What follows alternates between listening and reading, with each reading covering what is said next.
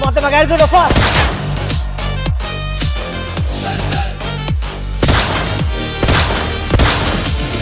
দাউদ খান ফ্রেয়াকে কিডন্যাপ করে গোলামের সুইস ব্যাংক থেকে সকল টাকা হাতিয়ে নিয়েছে।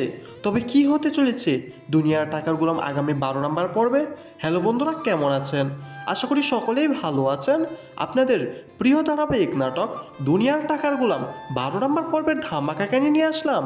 অলরেডি কিন্তু দুনিয়ার টাকার গোলাম 11 নম্বর পর্বটি প্রকাশিত হয়ে গেছে।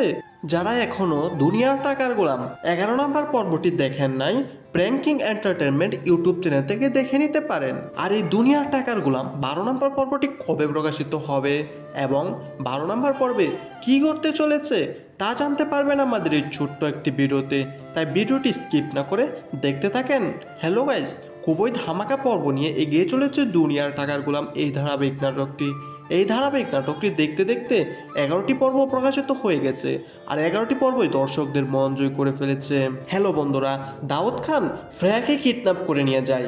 গোলাম ফ্রেয়াকে বাঁচাতে গেলে দাউদ খান গোলামের সুইস ব্যাংক থেকে সকল টাকা নিতে চায় আর গোলাম তা দ্বিধাবোধ না করে সুইস ব্যাংকের সকল টাকা দাউদ খানকে দিয়ে দেয়।